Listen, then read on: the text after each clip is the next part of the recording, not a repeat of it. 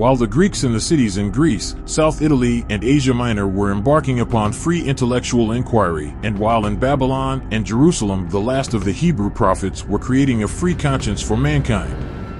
Two adventurous Aryan peoples, the Medes and the Persians, were in possession of the civilization of the ancient world and were making a great empire, the Persian Empire, which was far larger in extent than any empire the world had seen hitherto.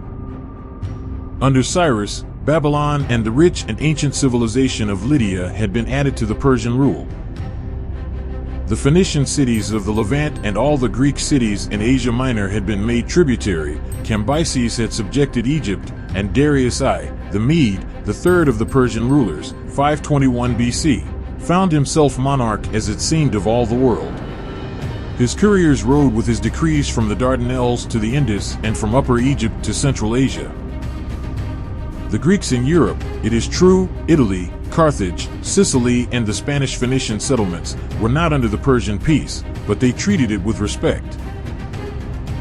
The only people who gave any serious trouble were the old parent hordes of Nordic people in South Russia and Central Asia, the Scythians, who raided the northern and northeastern borders. It was on account of the Scythians that Darius invaded Europe.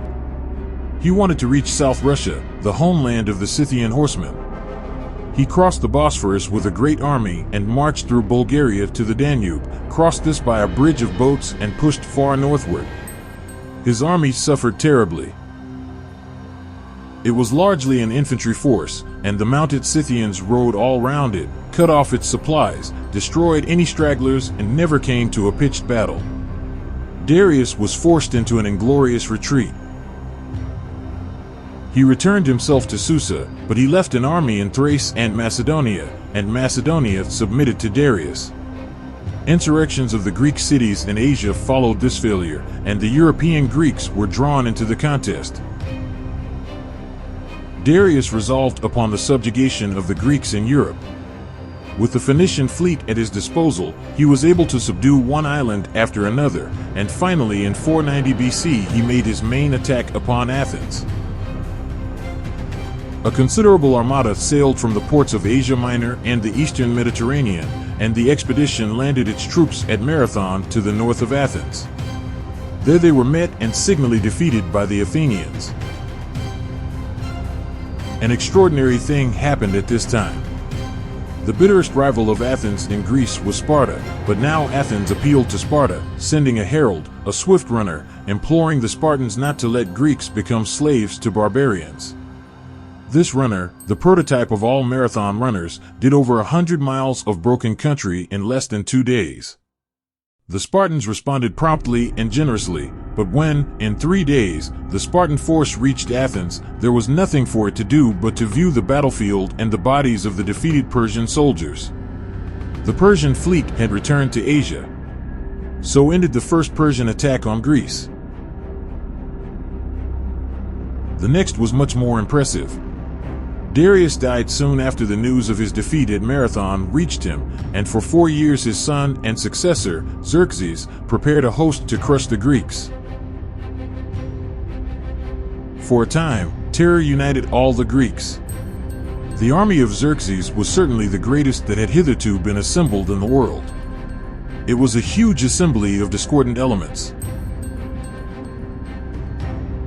It crossed the Dardanelles, 480 BC, by a bridge of boats, and along the coast as it advanced moved an equally miscellaneous fleet carrying supplies.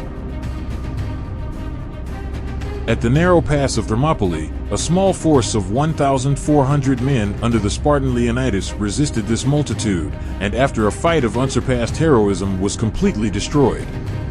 Every man was killed.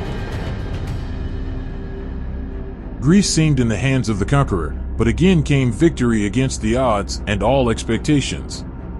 The Greek fleet, though not a third the size of the Persian, assailed it in the Bay of Salamis and destroyed it. Xerxes found himself and his immense army cut off from supplies, and his heart failed him. He retreated to Asia with one half of his army, leaving the rest to be defeated at Plataea, 479 BC, what time the remnants of the Persian fleet were hunted down by the Greeks and destroyed at Mycale in Asia Minor. The Persian danger was at an end. Most of the Greek cities in Asia became free. All this is told in great detail and with much picturesqueness in the first of written histories, the history of Herodotus. This Herodotus was born about 484 BC in the Ionian city of Halicarnassus in Asia Minor, and he visited Babylon and Egypt in his search for exact particulars. From Mycale onward, Persia sank into a confusion of dynastic troubles. Xerxes was murdered in 465 BC, and rebellions in Egypt, Syria, and Media broke up the brief order of that mighty realm. The history of Herodotus lays stress on the weakness of Persia. This history is indeed what we should now call propaganda for Greece to unite and conquer Persia. Herodotus makes one character, Aristagoras, go to the Spartans with a map of the known world and say to them, "These barbarians are not valiant in fight. You, on the other hand, have now attained the utmost skill in war. No other nations in the world have what they possess: gold, silver, bronze, embroidered garments, beasts, and slaves. All this you might have for yourselves, if you so desired.